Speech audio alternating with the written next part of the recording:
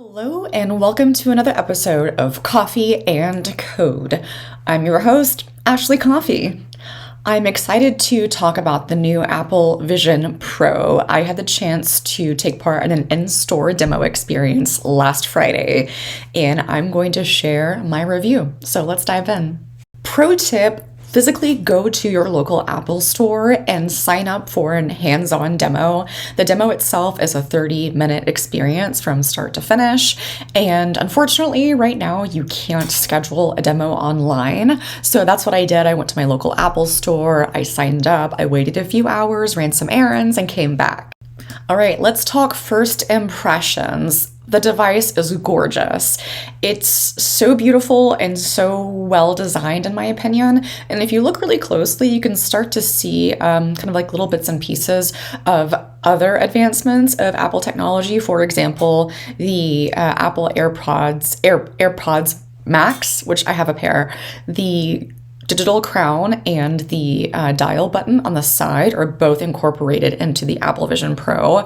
I mean, the M1 chip came out of research for the Apple Vision Pro as well. So I feel like there's been a long time coming on this technology development, and it's so cool to finally see it in person. Let's talk about the specs, though. The glass OLED display with 23 million pixels, 3D display system, Micro OLED, and industry standard refresh rates. It's stunning. Only 2 hours of battery life, but with these kind of tech specs, I can understand why. The demo itself was heavily scripted, and the specialist that was guiding me through my demo mentioned spatial computing a lot, and there wasn't a lot of time for independent exploration, unfortunately, in the demo. So I decided to go a little rogue and open up the Safari app and see what it's like to type in my website. I just wanted to be able to see my website spatially in an immersive spot.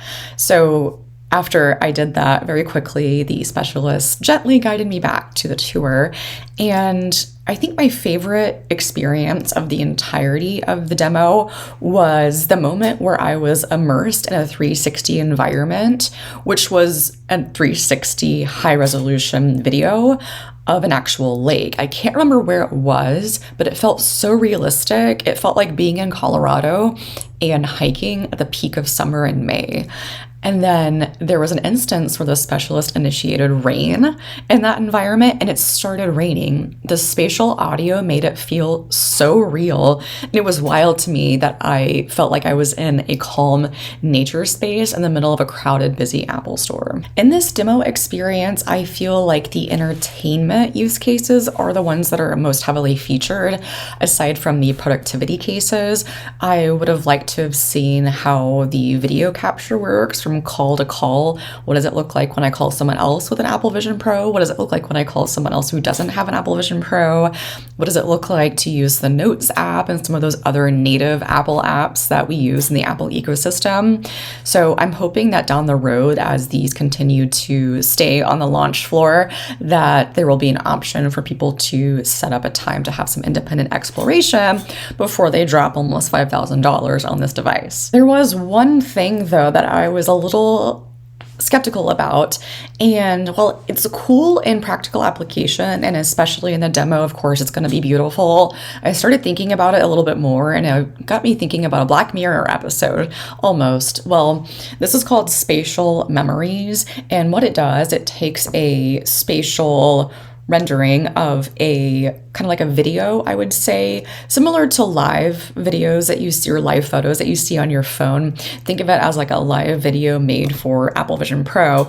It uses LiDAR, so it's depth sensing, and it's like being in the moment, but you're not in the moment. So the demo experience has you looking at a birthday cake and a child and her brother about to blow out candles on a birthday cake. And it's a very fun family moment. And then it also shifts to another moment with a happy child running through some flowers. And I was thinking, this is great, but it does kind of bring up the case of like digital identities and who owns that? What happens to that after we pass away.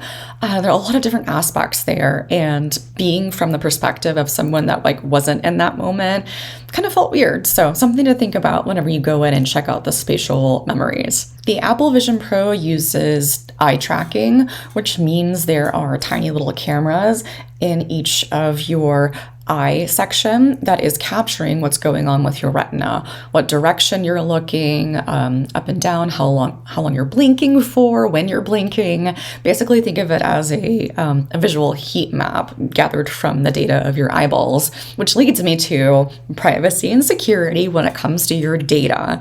There's a lot of information that can be assessed from someone's device, including your spatial room, what you look like, how you blink, your voice, the whole 9 yards.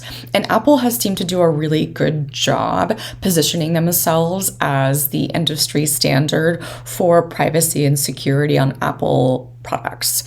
And as someone who has worked for Apple in the past, from 2016 to 2011 to 2016, I can say firsthand that Apple as a company does take privacy very seriously. So that's another thing to consider whenever you were trying to make a decision about which head-mounted display to choose and to buy. There's another level that we should be thinking about is, where is that data going? If you have a Meta Quest, Quest Pro, same thoughts. Where is that data going from every button you press to everywhere you look? Something to consider here.